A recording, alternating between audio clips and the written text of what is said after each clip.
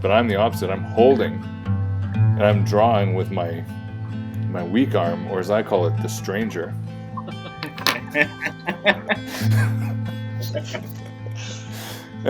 Oh, come on. He's no longer a stranger anymore. He's welcome in your house.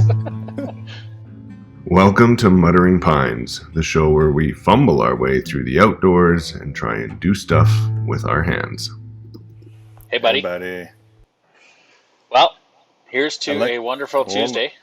Oh, yeah, okay. We'll start with that. Right on. No, fuck you. I'm just going to drink because It's been that kind of day. I hear you. Cheers, buddy. Cheers. I like the big job on the head. It's looking good. It's not quite crop top, but there's nothing else to cover up, so it's okay. And did you trim your beard? Yeah. You're looking good. It was getting a little poofy. I look like I should be picking these AGD cans out of the bins behind Safeway. You know, there's a lot of people looking for fruit pickers out in BC, so you could just Mexican your way over there. Maybe I'll do that. That sounds about right. Maverick, I was outside and Maverick was out just playing, and I had the water table set up for him. And I was just trying to get the lawn watered because it's so bloody dry. And he just starts crying. Starts walking over. He's like, "Owie, owie." I'm like, "How'd you hurt yourself at the water table?" I'm like, he's holding out his finger. He's like, "Owie." Like, okay, so I walk over there. Sure enough, big fucking wasp swimming in the water table, stung him right on the finger. And that's all he said was just "owie"? Yeah. Good man. Well, he's crying, but he was able to formulate. That's terrible. Sore guy. The words he Poor guy. Yeah, his fingers puffed up a little bit, but otherwise he's good. So the other week, Emma was at the cabin playing in the woods for the first time, walked out there for like 30 seconds, and I thought she'd got eaten by a bear by the screaming that was coming from there because she had disturbed a wasp nest, got tagged twice, and she was absolutely inconsolable, screaming in the trees because she didn't know what to do. Jesus. So good on you, Mav, because that's what happens. She's lucky she only got stung twice. Right? When I found the nest, it was right beside the little trail that they were walking on. Mm-hmm. So, very lucky she didn't actually put her foot on it, because I'm sure we would have taken her to the old doctor. Oh, yeah. I think we disturbed one once. Not we. Diesel did. When we were just walking them. And I think Nick got 3 before we ran out of there. And Diesel stirred up another one in BC. When he was in the woods, came out, and there was probably like 12 on him, just trying to sting through his bulletproof coat. Nice. So I was like, yeah, she's lucky. I hate those fuckers.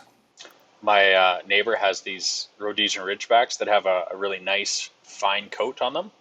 And when they decide to go play with me and the bees, they don't come out well. Because they don't go after them terribly, but they come out with a couple welts because they're dumb. Mm-hmm. And there's no stopping stings on those dogs. And their fur is so thin that when they do sting, they're all pimpled up. You can see the bumps underneath their fur. Yeah, like probably the same as the Alan's dog. He's a GSP, same thing. I think he got stung, and you could feel like these. I think they were mosquito bites. They weren't even stings. They were mosquito bites. You could feel like the welts on his head. It's like, Jesus, buddy. Poor guy. Not a lot of armor to those dogs. No, they're good for something and not for armor. No, good for bird retrieval. Yeah. Which I know nothing about. Does Alan do any birding with his? No. I think he wishes he could, but I also don't think Fionn is very adept at birding. My brother and his wife have gotten deep into GSPs, and they're training some actually award-winning dogs right now, which is kind of surprising. They just dove headfirst into it, and I don't know if I'd have the patience to do bird dogging training, like the training of it. Right. Yeah. I'm not very good at training dogs, as you can tell from the dog I currently own. Well, And that's he's just standard training, not like go do something specific. It's just don't be an asshole. And he's a bit of an don't be an asshole. asshole. But your dog is like he's not. I wouldn't say pig-headed because that would be defining him as an animal. He's more like block-headed. He's Yeah. stubborn to the point of being a brick. His way or his way. Yeah, yeah. It's his way. That's what it is. Yeah. I did have a grouse trip our camera up north. Oh, yeah. Yeah. We have another bobcat at the farm, and with my own eyes, I saw him, and he is as big as a coyote. He is the biggest bobcat I've ever seen. He is not scared. He broke into the chicken coop and he killed one of the chickens. He That's is huge. you sure it's a bobcat? Not a lynx or Absolutely. something? I saw it with my own eyes. Yep. It was crazy. But we've lost three cats out there in a month and a half, 2 months. So we figure he's just chowing down in the woods. Shit, really? Yeah. No shit. Yeah. Okay, hang on. I got technical difficulties, I'm telling you. Anyway, what are you going to do about that bobcat? Is there anything legally you can do? Legally, I would have to just let it walk away. But if it messes with the chickens again, it's going to be dispatched for its relocated in a very humane manner. There's a new development going in the road down to the valley, and it's fire it down there. Well, it's pushed that what I think it's pushed him into our area. So hopefully, if we can relocate that big bobcat, that'll be the last of them, or foreseeable future last of them. Nice. Well, because you can't legally hunt them. Nope. No, there's no trapping, no hunting, no nothing in this area. Well, Just too bad. Speaking of hunting, we get to do our first hunting episode today. Nope. Okay. This is not a hunting show because you'd have to know what you're doing to be called a hunter. Haha, but we can still talk about it. Yeah. Scott is not joining us today because he's up at the property with people that he says he's friends with, which I don't think is accurate. He doesn't have any friends. I don't know why he keeps saying that. I don't even think his wife and kid like going up there with him. But we do have our second guest today in a row. Can you believe that? And we don't even have any friends, so I know. I don't know how I've convinced two people, let alone you two guys, to do this. How much money is this costing you? Everything. I've put it all on this. So let's go, nobody. Start listening. This guy I enjoy talking to quite a lot. I always get a good story, and I also come away feeling like I learned something every time I talk to him. He's an avid fisherman, a proficient hunter. He is a new father, so that's exciting, which might actually dampen his ability to be a proficient hunter. And all these things came before children. Yeah, and he's the co-general manager at Cabela's here in Alberta. And this gentleman is Cody Gross, and he's agreed to talk to us today, like we said, for some unknown reason, which I'm assuming he's going to regret much, much later. I also think he is now having to answer questions about his video and microphone setup. It's just that blank, like you've introduced him and hey, he decided to not show up. He didn't fucking come.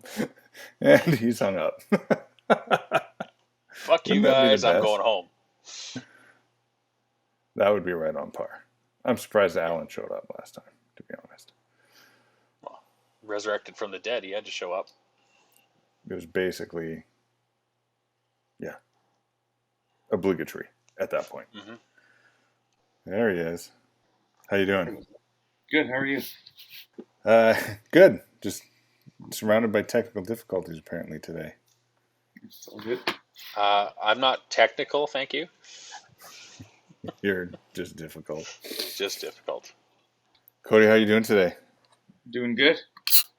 Really good. How are you There's the guys? sound. What are you drinking? It's a 88 IPA. Oh, yeah. Ooh, nice. Is He's that the Night Gallery? Mhm. What are you drinking, Matt? A Sleeman's Honey Brown from my neighbor's keg. I don't think I've had a Sleeman's Honey Brown in like 15 years. It's delicious. You should actually retry it because I used to drink those all the time 15 years ago, and I got back into it, and it's still worth enjoying. It's like Kokanee Gold. I thought it just went away. No, Kokanee Gold just got worse. So I'm drinking the same shit I drank last week. AGD, because it's gross. free. Not Yeah. really, but it's cheap. And at the quantities I consume it. Cody, are we wearing the same brand of hat? Catching deer. I think we are. Yeah. It's got some sweat stains on it, but Yeah, still good. that's what my other one looks like too. Well, thanks for joining. Yeah, sorry about the technical difficulties. I mean, the whole thing started with technical difficulties on my end and then Matt, and so it's just kind of par for the course. We figured it was time to start talking about hunting, and so the first person I thought about, obviously, was the one person I know who's like a good hunter and hunts properly and is successful. Hang on, more technical difficulties, for fuck's sakes. What'd you do, Darren? All right, let's try that again. I was going to ask you a question, and now I totally forget what it was. Yeah, your mouth started moving and your brain shut off. Okay, when you talk to people about hunting, because obviously with your job you have to talk to people about hunting, how many people are more interested in bow hunting than they are rifle hunting? Well, I think for sure, like the majority of people rifle hunt, right? Like, I think we see a lot of people come to the store who are bow hunting or interested in bow hunting or do bow hunt, but the majority, like if you looked at a mass sample, it's for sure rifle hunters. A lot of your weekend warriors. Mm-hmm. But like the sport, if you want to call it, or just that method of hunting is definitely increasing. We see it year over year, and it's actually crazy how many people we see actually purchasing crossbows. Now in It's like a Alberta, happy medium. yeah, like in Alberta, you can only use a crossbow during rifle season unless you have like a disability permit, like if you got a bad shoulder or something, you can use a crossbow in archery season. But yeah, here and I would say yeah, like the Alberta market and the Ontario market sells by far the most crossbows that we see, which is interesting. So you're But, GM for Calgary or for Western or what's their? no, just the Calgary store, and then we have a market general manager who oversees the Bass Pro and Cabela store because they're owned by the same guy now. So, Your interest in bow hunting was because of a few reasons: longer season, more of a challenge. we just got to get closer, right? I don't know, You just sure that. do. And even like for rifle hunters, I'm sure there's lots of rifle hunters who've had those really close encounters, and those are pretty cool. Being from Manitoba, um, you know, playing hockey throughout the fall and winter, I really only had time for like spring black bear hunting. So learning how to bow hunt out of a tree stand with a closer range, that was, that's an ideal practice. And then moving out here, got heavy into, you know, archery elk hunting, which like that early season hunting, it's it'd be a tough one to have to miss out on because that's just something that I've just moving out here. That's just my new passion. So did you primarily go for elk with your bow then? Yeah, like last year I had my mule deer draw. I got out a couple times. I had a couple close calls. And it was out by the Saskatchewan border, so it's like purely spot and stock, which is a whole new challenge. Yeah, but every year, that week 38 on the calendar, we go back for 10 days or so at backcountry elk hunt, and yeah, we've been doing that since 2015, 2016. So Nice. yeah, it's lots of So fun. you said you had down by the Saskatchewan borders mostly spot and stock. So you primarily are used to tree stand hunting then. Yeah, Manitoba is almost all, sitting on the edge of a field, like a cornfield kind of thing, waiting for deer to come out and feed, or in a transition spot.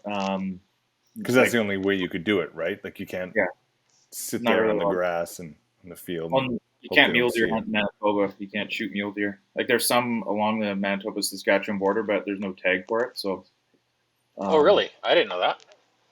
So no mule yeah, deers like across the whole province? Oh, correct. cool. Yeah.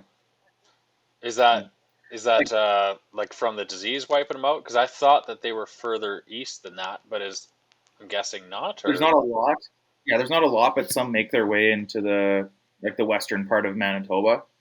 It's infrequent. You sometimes see the odd like hybrid that I've heard. Like I've got buddies who do a lot of whitetail hunting right on the border, and they sometimes will say that they'll see like a whitetail mule deer hybrid. Um, That's but cool. yeah, I haven't I don't think personally. I've I don't think I've ever seen that. That'd be something to see for sure. Yeah, but yeah, the spot and stock it's very much different than just sitting in a tree stand. It's more engaging for sure. So if you've got ants in your pants, then definitely spot and stock's more exciting for sure. That's me. I've all the fucking ants. yeah, Like if I had to sit in a tree stand, I'd get bored and then I'd get drunk. Yeah. And then I'd fall out.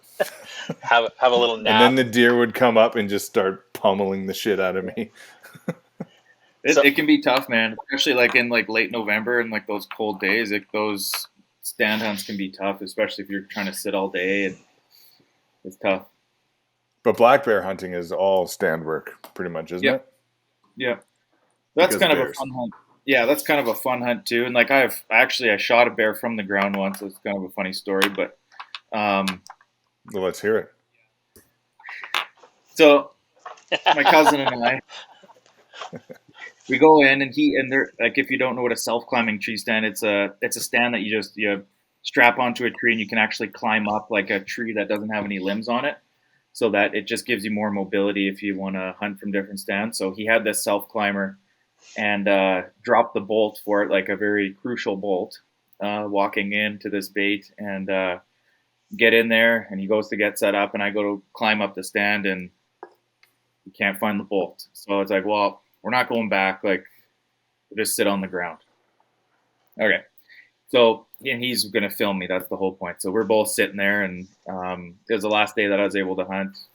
And this bear came in, and I'm not sure he was sleeping or I was sleeping. One of us just fell asleep against this tree and kind of woke me up, and like, yeah, there was a bear there. And it was a half decent bear. So I ended up kind of coming up to my knees and drew back and shot him at like, I don't know, 18 yards or something.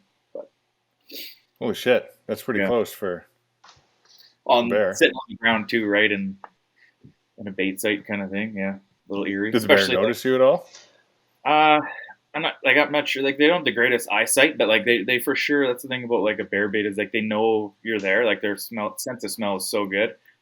It's just a bait, like a bear that's going to come into a bait. It's just their willingness to put up with your scent, right? So Yeah. they know you're there, and they're like they will always approach a bait from downwind, right? Like so, if a bear is active on that site, they're not going to go very far. They're going to live kind of in the area, and they're a pretty smart animal. But so you set up your own bear baits, or was this that other guy's deal?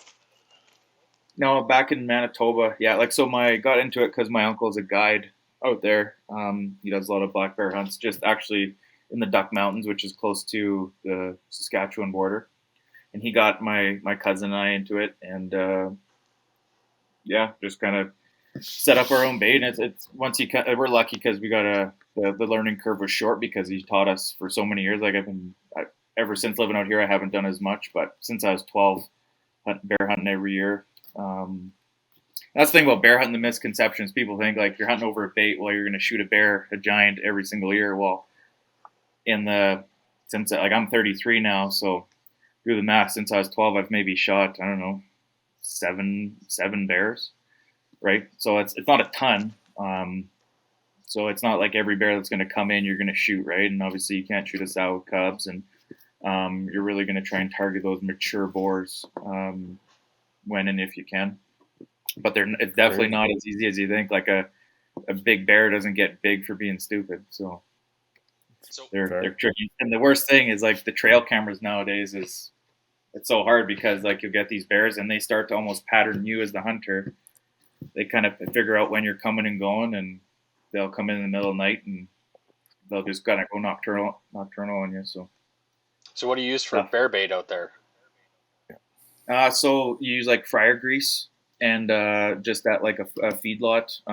We just get this 60-30-10 mix, so it's like oats, molasses, and corn, and just a lot of grain and that kind of stuff. We used to get a whole bunch of like pastries and stuff from a bakery that we used to be able to just keep a bag for us, and we go pick it up on the way out there, kind of thing. But they love beavers; they're crazy about beavers. So you'll put like what's called a call bait. So hang like if you can get your hands on a beaver, hang one up in a tree as like kind of like that scent. Like they'll smell for almost 2 kilometers away. So it's kind of like your broadcasting scent to kind of draw them in, and then you kind of keep them going with that feed, like that grain, like I said. So you keep the beaver out of reach, like it just kind of hangs way like far out of touch.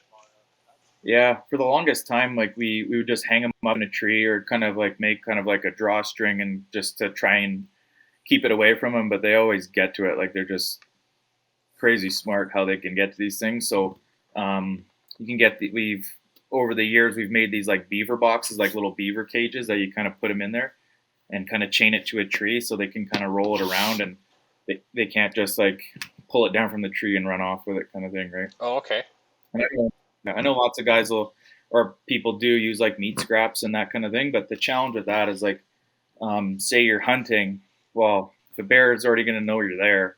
They're going to take a meat scrap and kind of take off with it and run off 50 yards and really not present that great of a shot. So you want to kind of keep that feed kind of as small as possible to kind of keep them in the area to kind of provide a shot for you.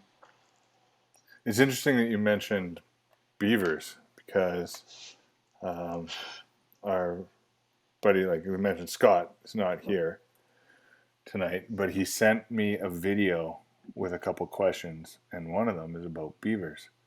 I don't know if this will go through my headphones or not, so I'll dub it in if not, but let me know if you can hear this. Thumbs up. I have a question for Cody. It's pertinent to the location I'm in. If you can see down behind me, this is our friend Darren's place. Beautiful on the creek, but he has beavers, and I was wondering, can you bow hunt a beaver? Is it possible to bow hunt beavers? Did you catch that? Yeah. Possible or legal?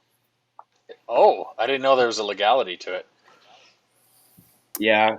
Like, so I know, and I'm not too brushed up on their like those like trapping regulations in Alberta, but I know in Manitoba you have to, because it's a fur bearing like animal, you gotta have like a registered trap line or a registered trapper's license. You can get them at like the store for like $5-10 kind of thing. So I know guys that can get them that way. Actually, my uncle, like, he has a permit from this golf course not far from where he lives. So he's actually like hired to get rid of the beavers because they do all kinds of damage. There's a creek that kind of flows around the golf course. So that's usually where we've always got him from. He's got a permit to do it. So you could just, I don't know. Again, like I said, I have to brush up on the regs as far as trapping in Alberta. So, yeah. I'd totally forgotten about the fur bearing animals, and like if a beaver was even considered a protected species in some ways. I just consider them a nuisance now. So yeah, I think landowners are able to dispose of them at their convenience, aren't they? Kind of thing. Yeah. But yeah, they make great bear bait, that's for sure. And like I was talking to my uncle about it once, and he explained. And I said, like, why are like what's the deal with beavers and bears? He's like, well, beavers, like they breed like cats, right? So there's like the pups or kits, whatever they are, all over the place, and you couldn't have just like that many beavers in one pond. So what the adults will do is they'll kick the juveniles out, and the juveniles will have to travel, sometimes obviously on land, to get to the next slough or the pond, right? And that's apparently bears will, I guess, get them that way, and that's just snatch them up. So in in trap lines and stuff for bait, they'll use the castor oil out of the, I don't know, I think it's called castor oil. There's some gland on them that produces some crazy smelly shit, and you can put that on. It'll draw something in for miles. I don't know if it's what draws in the black bears, but Yeah, yeah. Don't get on your hands. That stuff will. oh yeah, Yeah. So like even what we'll do, like my uncle, because like I said, he guides. He'll actually cut out the casters and put them in like a little like glass jar, and dilute it with a little bit of vegetable oil and water. And even like just kind of take like a Q-tip or even just something light and just dab like trees just as that call scent, just because it's such a potent smell, oh yeah. right? That even that as well as like a call scent. But yeah, Is that not what they used to make vanilla extract out of? They use it in the perfume industry. I read that. I believe it. Yeah, Because that's the gland by their anus, right? yeah, Yeah, I'm pretty sure they used to use it in vanilla extract because it smelled and tasted very similar to vanilla. yeah. They kind of just smell like a massive hamster. Quite disgusting. Yeah. Yum, yum. So the beavers, when you use them for bait, they're live or dead? Dispatched. Yeah. Dispatched. See, Passed on. he's had this conversation a couple times. He knows the proper words to say. Yeah. No, honey, it's not dead. There. It's dispatched. Yeah. They're Oh man, like former beavers. Well, I got a funny story about beavers actually. So, this was when my wife and I, we'd only been together maybe for like a year or 2 years or something. And Where is this going, Cody? Yeah, this bear hunting. It's related to bear hunting. So, Okay. we're going in to check one of the baits, kind of thing. It was an afternoon, so she wanted to just kind of check it out. I'm like, all right, sure. So there was a dead beaver in one of these sloughs as I was walking in. I could kind of see like this little white patch kind of floating. I'm like, oh, it must be a dead beaver or something, whatever, right? So I'm like, oh, perfect score. I'm gonna take this thing in, and I had a rope in my pack, so I was just gonna tie it to his leg and kind of just drag it in and leave it in there, right? So she's kind of grossed out by it, but so this thing must have been there for a while. But I reached down and grabbed it by its tail and hit the tailbone, slid right out. And it was quite disgusting. That was the last time she ever came into any of the bear baits with me. Yeah. Oh, so it's totally rotten and bloated and yeah. So yeah, she doesn't partake in any of that anymore. So how do you feel about, and then like obviously this is non-hunters, I think, saying this kind of stuff, but I see it online, I hear it often, that people get a little bit up in arms, a little hoity-toity when they hear, especially about bear hunting, that you bait bears, and that I totally get it. I totally like when you have like someone who doesn't hunt and kind of looks at it that way. I would probably look at it that way too if I didn't grow up how I did. Like if I didn't grow up in a family that was avid on it, and I didn't see the kind of like I shared before, it's not like every single bear I'm shooting is like every single bear that walks in I'm going to shoot. And every single bear that I want to shoot is even going to give me an opportunity to shoot. So actually, Ted Nugent, he's a super interesting guy to listen to when it comes to hunting. Actually, he's a huge conservationist. That dude's crazy. I know. So he was actually talking about there's a spring bear hunt that they canceled in Ontario, and conservation did a ton of research on it, and it was actually harder on the bear population by removing the spring bear hunt, because what they found was the majority of bears killed are from male bears.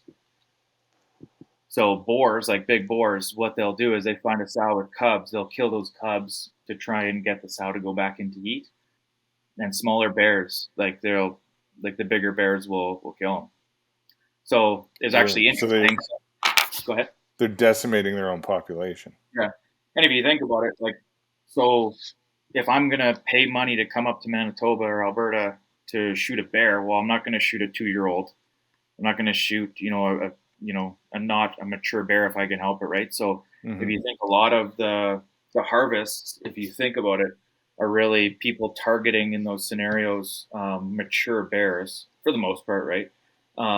now I've had a little bit of, because in Alberta, unless I believe it's if you're south of Red Deer, that kind of horizontal line, you can't bait for bears just because there's that risk of grizzlies, I guess.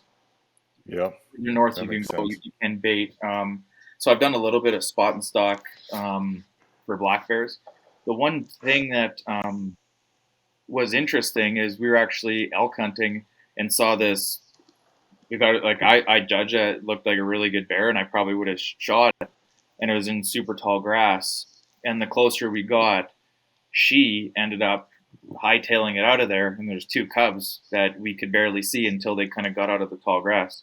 So you got to think like how many sows get shot in spot and stock situations because either you don't see the cubs with her or right. Just So at least at a quick bait reaction, shoot the bear.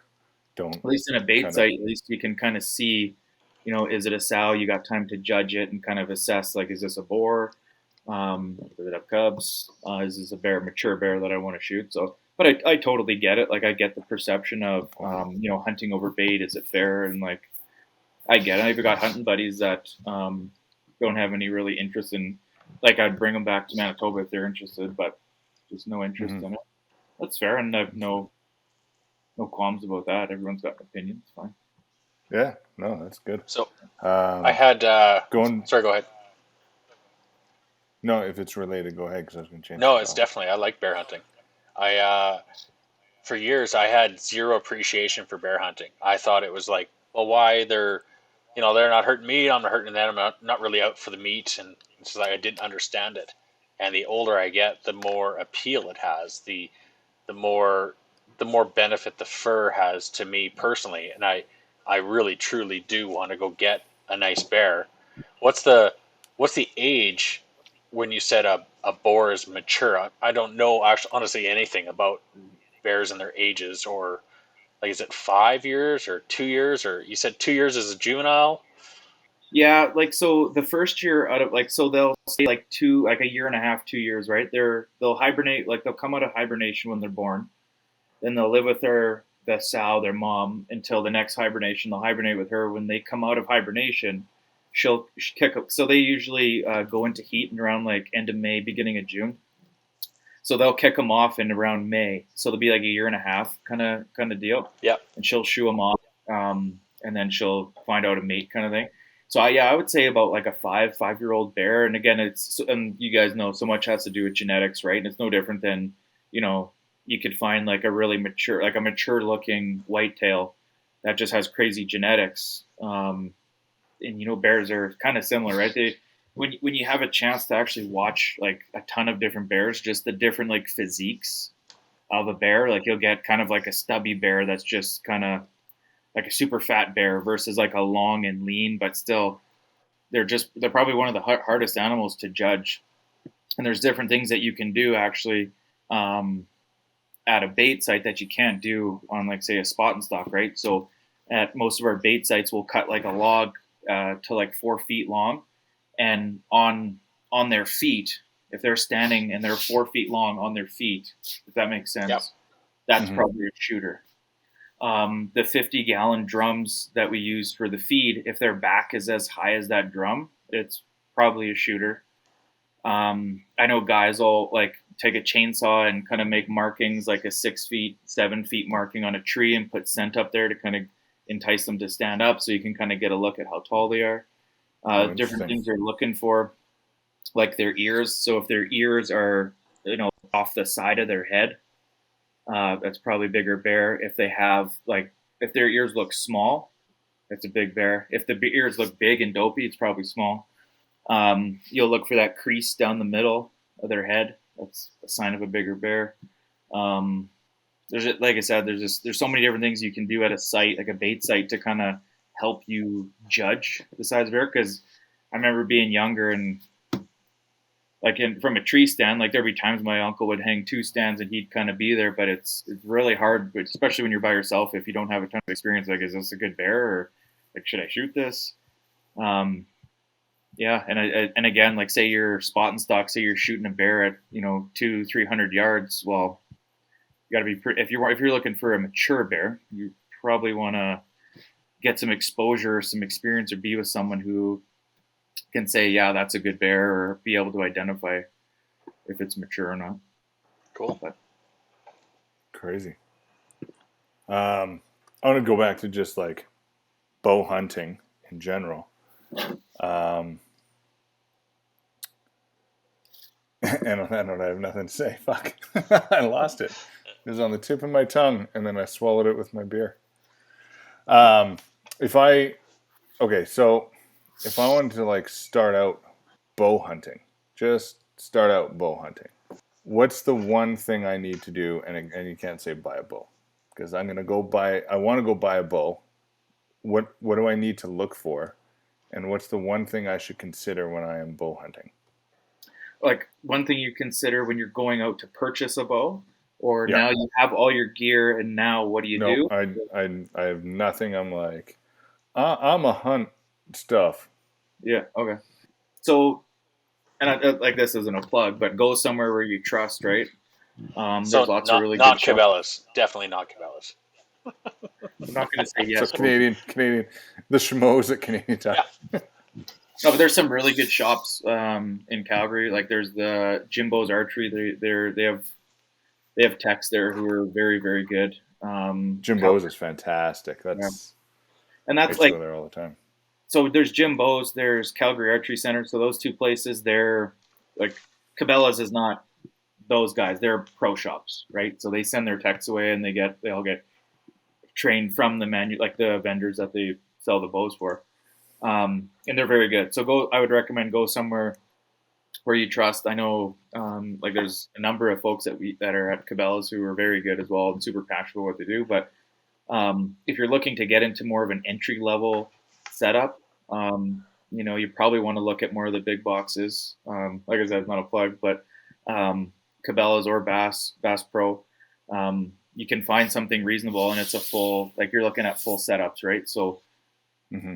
you can probably get, outside of arrows and a release, and obviously you target, probably looking at $400 to $500 for a ready to shoot bow. I think that's what I paid for mine, because I myself only have like what you call an entry level bow because of the amount I bow hunt. So I have a bear. Yeah. No, you don't. And You don't have a bear. I have a bear brand bow, and it works. It shoots fine. So Let's just say that it shoots good. Cody, give me an idea of, because I don't have a bow at all. If I was to get an entry level bow that costs $400 to $500 to walk in, versus something that's like $2,000 if you go to the higher end, what are the differences? Are they as like minute as when you go into rifling, where you're like it's trigger control, the trigger weights, the weight of the actual equipment itself, the precision of like, I'm not sure, like the trigger and stuff on a gun would be one thing, but can you explain the difference in a higher end bow to a lower end bow? Yep. So what you'll see also in some bows is like just overall bow weight, and I'm not talking about like how heavy it is to draw back. So some of the higher end manufacturers companies are using carbon for their riser. So the riser is the section that the limbs of the bow attach to, and it's just an overall lighter bow, right? So just the overall weight sitting in your hand is a little bit more comfortable to shoot. The engineering in the wheels, or known as the cams on the bow, just the engineering in there I guess the style of the cams just makes for a smoother draw cycle, so it's easier to pull back, more comfortable. Sorry, Cody, you're talking about compound bows. Compound bows, yeah. Yeah. And then once you draw back, when you're sitting what's in the valley, so when that compound bow lets off and it gets a little bit more comfortable, that's what you're gonna be really looking at in a higher end bow or more expensive bow, really. Like Jimbo's or Calgary Archery Center, some of the pro stuff that you could be looking at is like $2,000. That's just for the bow, not any gear on it or anything, right? And no different than like you mentioned, like with high end rifles, right? But what it comes down to is, it's funny. I was talking to a guy who's actually a pro staff at one of the Edmonton stores, and he's a waterfowl guide, and we were doing a store opening in Ottawa, and it's not archery related, but it applies. We were talking about high end goose calls. So these goose calls are like $200 for a goose call versus $20 for a goose call.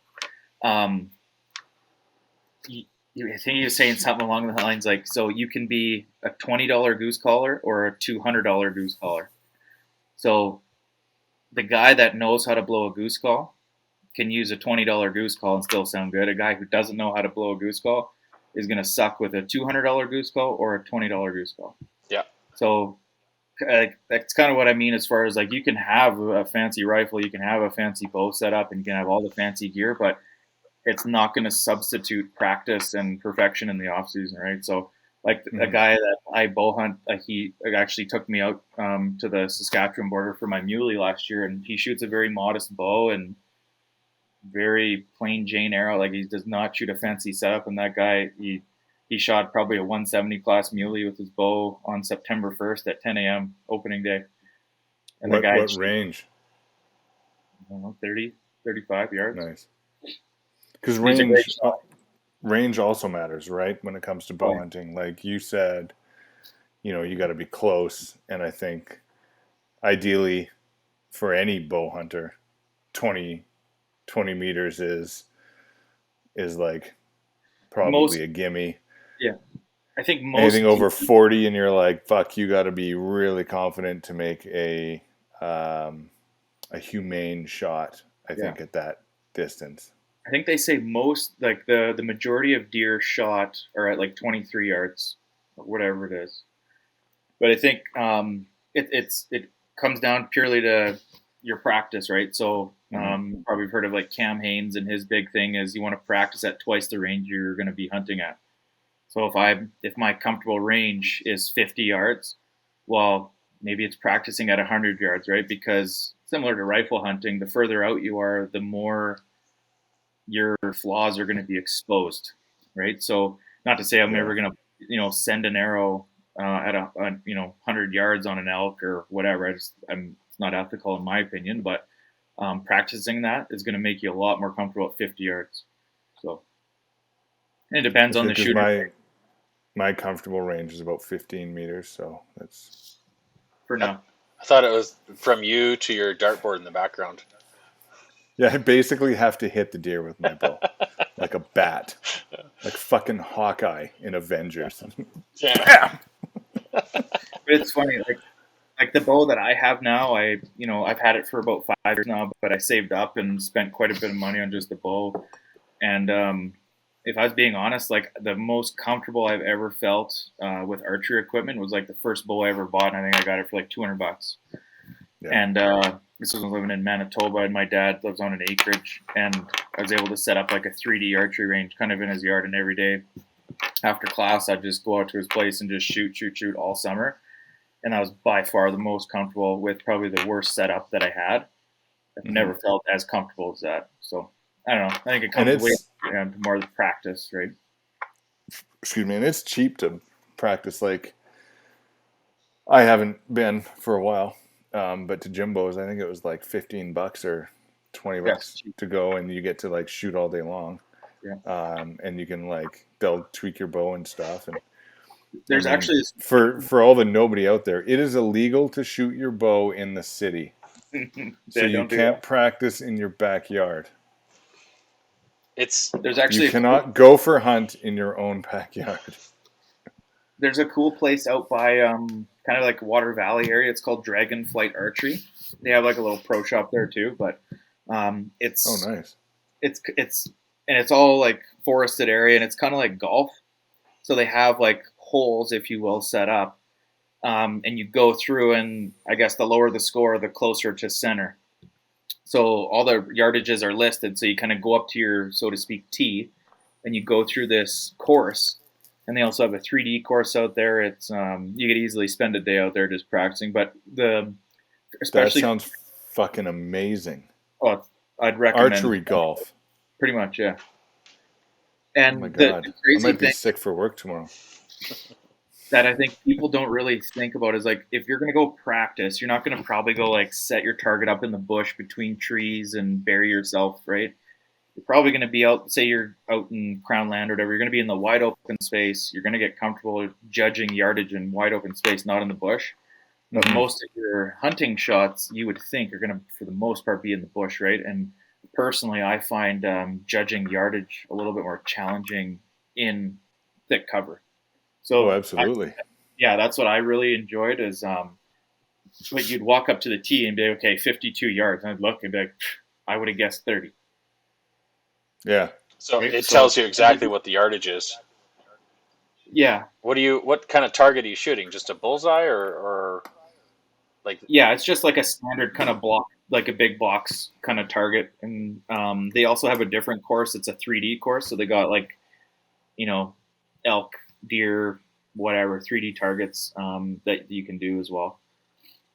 And they have an indoor range. Like they got all kinds of stuff out there. So definitely I think one recommend. thing, yeah, I want to check that out. I think one thing that I didn't know when I bought my bow was that you can be, and it makes totally sense. I just don't think about things with my brain, which lands me in all sorts of situations.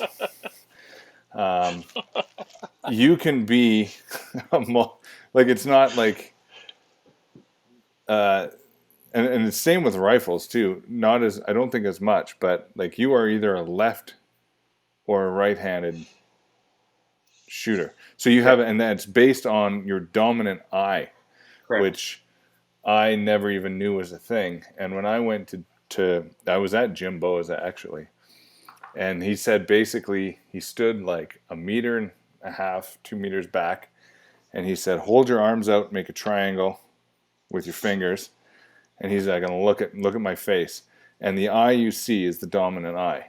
Yeah. And for me, it was the other one, like not. Yeah. Like most, I think the majority of people draw with their right hand, which makes sense because you've got like a 70-pound draw on your bow. You're pulling with your right arm. Your dominant arm is your right arm, so it's the strongest. But I'm the opposite. I'm holding, and I'm drawing with my weak arm, or as I call it, the stranger.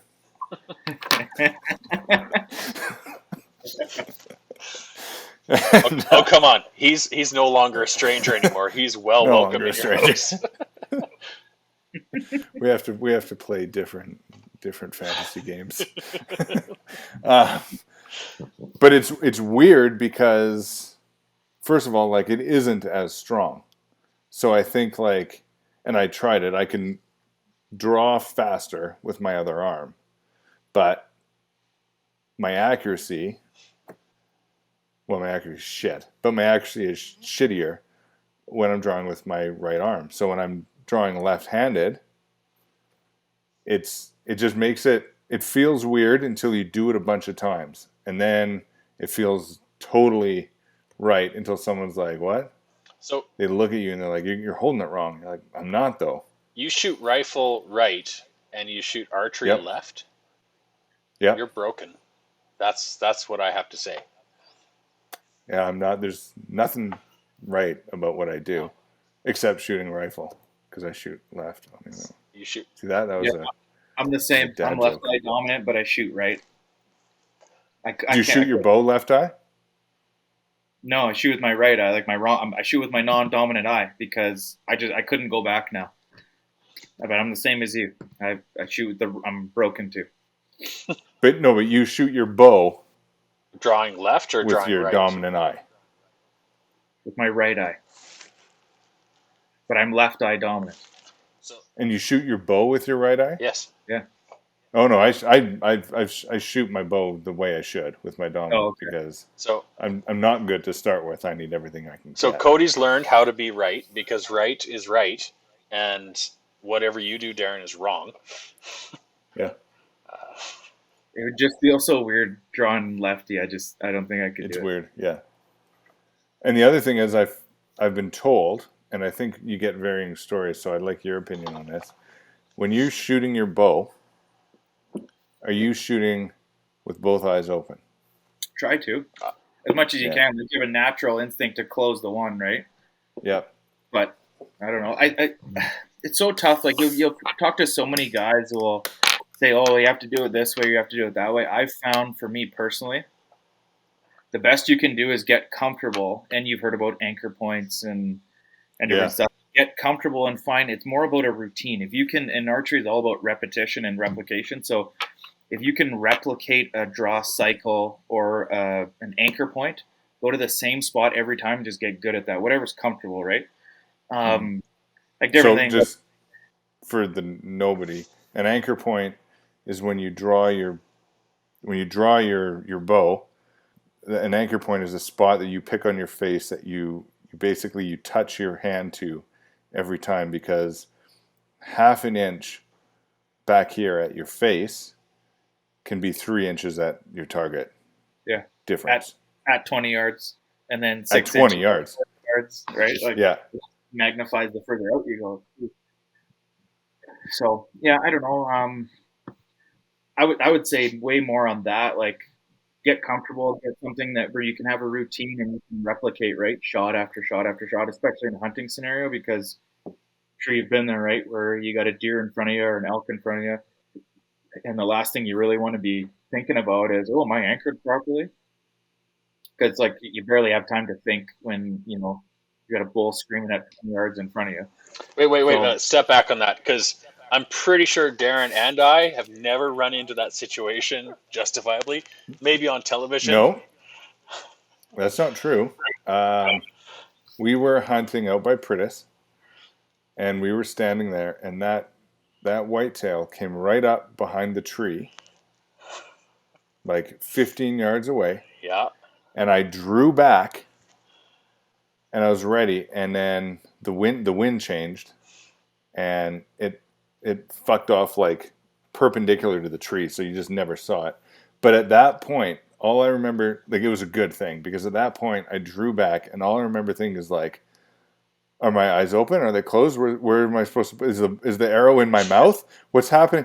Where's the? And then the deer's gone. I'm like, ah! And then I just kind of like let the arrow fall out. it's crazy what'll happen in those situations, right? When it's and usually it's when something happens really quick. Like oftentimes you don't have a lot of time to kind of think and kind of process your shot, but if you can, I think that makes a big difference, right? But like I said, the practice and repetition, it has to just be like second nature to you. And like one thing that we see sometimes is like with a peep sight. So the peep sight is tied into your string, and you're going to look through that, and you're going to look into your pins or your sight window. So you want to be able to draw your bow back. And what we kind of have like people practice or kind of get used to is draw your bow back with your eyes closed, get into that anchor point and find what's comfy, and then open your eyes, and you should be able to not have to move your head up or down and be able to look straight through your peep sight, right? Oh shit! So next time you're out shooting your bow, just try and do that. Draw your bow back with your eyes closed, get into your anchor point, and then slowly open your eyes, and you should be able to see perfectly through your peep. If you can't, then you got to adjust it. That's really good advice. So I'd recommend it. what's an adjustment on a bow? Is it draw length? Is it like give me an example of what? Because I don't bow hunt, so I've Yeah, pulled a Yeah, bow and I understand, but usually I would have to like try to aim. So what do you mean by yeah. adjusting?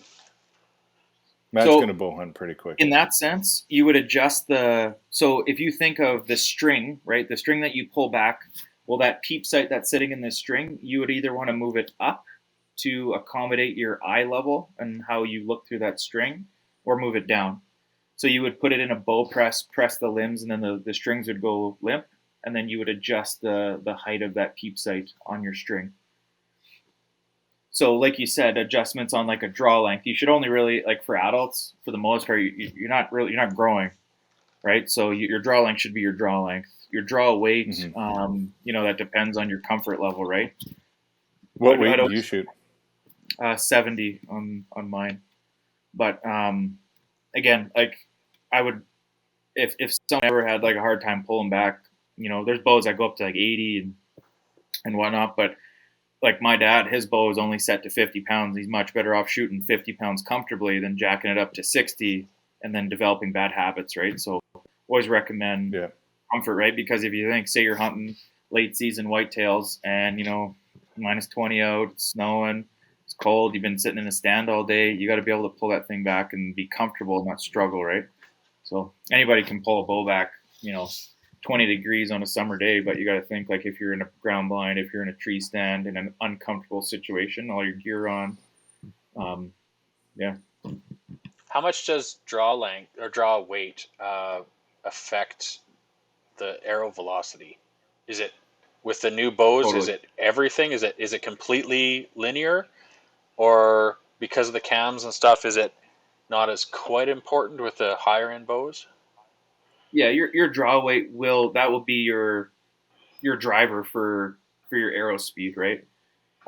You'll get some bow like, so say you have a bow, like an entry level bow that maybe isn't, you know the speed rating on the bow is maybe, let's say, 305 feet per second. Well, my bow might be rated for 350 feet per second, and that's going to be what you're referencing as the engineering or the setup, like the design of the bow, right? But the if I were to crank my bow's weight down and the other bow is maxed out, well, that bow is probably going to be a little bit faster just because there's more tension on the string, right? But how much faster? Like negligible? It's hard to say. I've never really tested it, but it also, like, there's so many variables too. Like arrow weight is huge. So when you Yeah. see, like, so my bow's rated to 350 feet per second. Well, that's not with a realistic hunting arrow, right? They're going to put so they'll max out the weight, max out the draw length, because the longer the draw length, the faster the arrow too. And they'll use the lightest arrow possible without blowing that bow up, so that they can advertise a fast speed. But realistically, like, you're never going to hunt with that light of an arrow. Like, Right. for me, like, the analogy I try and use when it comes to arrows for people is, so if I was at the top of a hill and I rolled a beach ball down and it was going 50 miles an hour, then it hit you, versus a bowling ball going 5 miles an hour, the bowling ball is going to hurt you more, right? Mm-hmm. So I would rather be moving. And again, you want to find that sweet spot with your kinetic energy. But I always push for as heavy as an arrow as I can shoot out of my bow. You're going to get better penetration, even if you're sacrificing some velocity. So what? Speaking of penetration, it's gonna go a little off topic here. No,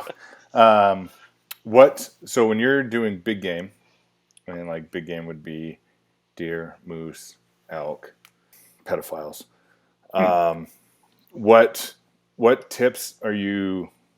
What tips do you use, and what tips do you recommend for someone getting into it? That's such a sensitive topic for a lot of bow hunters, is like the mechanical broadheads versus fixed broadheads. So a mechanical broadhead is it's a point that obviously you put on the end of your arrow, but on impact, that the blades are going to open up. So the deal with the mechanical broadheads is they fly a lot closer in accuracy to your field point, so you don't have to do a lot of tweaking to your bow. A fixed broadhead is just like a standard steel kind of razor blade broadhead that doesn't expand; it's fixed. For years, the elk I shot in 2019. That one was with a mechanical broadhead, and it did I didn't get a pass through, but I shot it at 20 yards, and I think it only ran 50, 60 yards. I shot a black bear with the same expandable, like not the exact same, but the same branded expandable. That only went 10 yards. The nice thing about the expandables is the wound channel that it leaves open, and obviously for a humane dispatching of the animal, you want as big as a entry and exit as possible, right? Mm-hmm. So that's the benefit. The only downfall is blades bending, blades breaking. I've heard horror stories of blades not deploying on impact, so blades just staying tight. So think of like a full metal field point. Yeah, think of a field point going through an out. Like, it's not ideal, right? Mm-hmm. This last year, I actually switched to these fixed broadheads, a company called Iron Will, and it's a solid fixed broadhead. And I shot my moose this year with it. It's 50 yards, and it was a perfect scenario, perfectly broadside. Didn't really know we were there. It blew right through him. Went in through the one side. It went between two ribs, and then blew through the backside of the shoulder and full pass through right into the dirt, kind of thing. So I'm using them again, and I probably won't go back to an expandable now. But I was super impressed with how they flew too. A lot of folks say how fixed broadheads, you got to tweak your bow and adjust your bow so it's going to fly a little bit more consistent for you. But I didn't have to change a thing from a field point to that broadhead. So I have a fixed broadhead on mine. And full disclosure, I have not dropped an animal with my bow. I'm just going to say that right now. I haven't. I want to bow hunt more. I haven't. I've had 2 opportunities. One I told you about. The other one was, well, you were there, Matt. It was kind of like I don't know, situation. Didn't happen. But the fixed broadhead I have was actually one of the guys at Jimbo's recommended it, and I don't know if it's just a product pushing up, but I think it's called Toxic. Yeah. Do you know these? Are they like they basically look like they look like a radioactive symbol when you look at them dead on.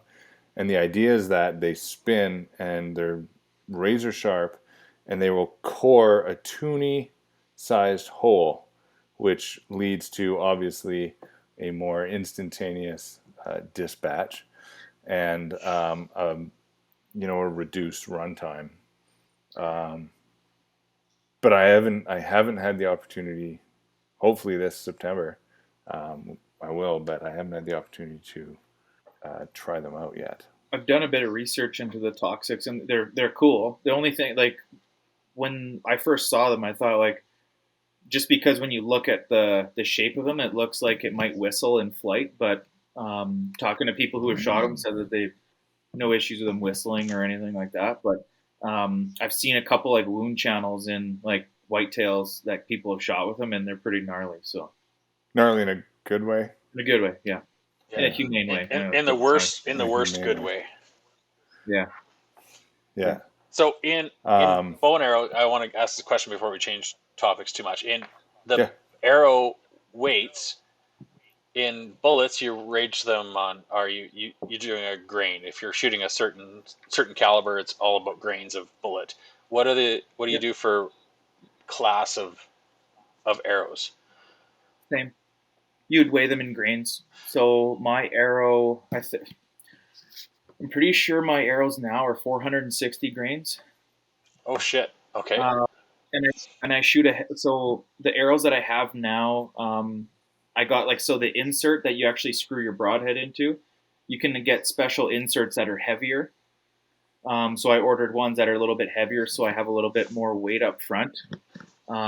And the more in depth you get into archery, you'll hear people talk about FOC, so that's forward of center. So you want most of your weight on your arrow on the front half of your arrow.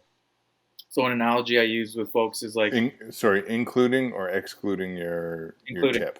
Yeah, full dressed out. Yeah, everything. So I shoot a 100 grain broadhead, and then I have a 75 grain outsert, which is what the broadhead screws into. And again, I don't know what my FOC forward of center percentage is, but it's a heavy upfront arrow. So think of like if you took a spaghetti noodle and you laid it out on a table. Would it be easier to pull it from the front or push it from the back? Or it'd be easier to pull it across the table from the front. So that energy leading the energy from the front of the arrow than if you had more weight in the back. It'll help to pull it straight through the air.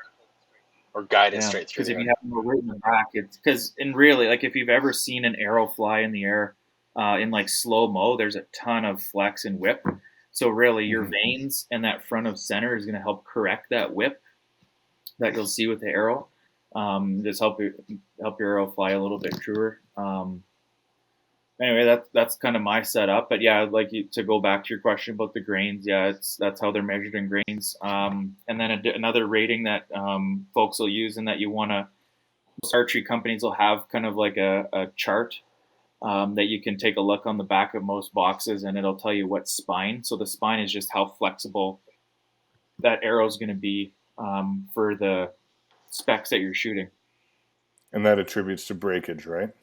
Right. So you wouldn't want to shoot too weak of a spine out of a bow. So it's going to be based on your draw length and your draw weight.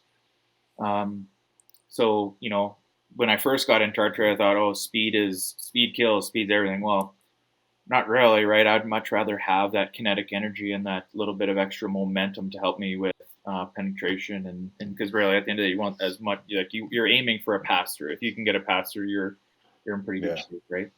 What's a So, spine number? I'm not so familiar with that. Yep. So a spine number, that's so in different companies will rate it differently. So like for instance, so my spine would be a 300 spine. And then the higher the number, the weaker the spine. So say like in the company, like I shoot Victory Archery products, so VAPs people call them. So if you went into like a 400, it's a lighter spine. And the lower the number, the stiffer the spine. So the heavier the bow you shoot, the longer your draw length is, you're going to want to go with a stiffer Lower the spine. Does that also equate to a heavier arrow itself? And then you need to your forward of center. Is that what's it's FOC? Yeah. It's that. So that number would then change based on the heavier arrow. You need to tweak your numbers, right? Well, so and they also rate it. So when I'm looking, if you're buying arrows, you also see them advertise grains per inch, so GPI. So I think mine are, I want to say 9.6 grains per inch, and most arrows are factory at 32 inches. So it also depends how short your arrows are you're cutting off, right? Because the more arrow you cut off, the more weight you're cutting off your arrow. So, and there's actually, just to talk about the FOC, there's a company called Carbon Express that has a weight forward arrow. So in their arrow, they've actually built it heavier up front, just in the carbon in the arrow, to really promote that FOC. Man, so different companies will do different things to promote that, right? man, there's way more technical shit in this than I thought there was. Oh, this is just scratching the surface too, right? Like there's. Wow, I have so many questions. This. Well, I also like to flaunt that I sport 9.8 grains per inch. Yeah, grains. 9.8. 9.8 grains per Yeah. inch. You got a big arrow over there. I'm running a solid 4-grain unit over here. just barely exposing itself through the mushroom field. Yep. Miss it if you weren't looking. All right, we're going to take a break, but we will be back next week with part 2 of So You Want to Be a Bow Hunter with Cody Gross. Don't forget to tune in and subscribe to our YouTube channel and listen to everything our bumper says right now. Hey, nobody. Don't forget to stalk us on YouTube, Instagram, and wherever you listen to your favorite podcasts. The information and opinions within this broadcast are those solely of 3 guys who barely know how to tie their shoes, let alone do anything functional in the real world. They are not to be taken as advice or as actual instruction on how to do anything we've mentioned ever. That is the end of this disclaimer.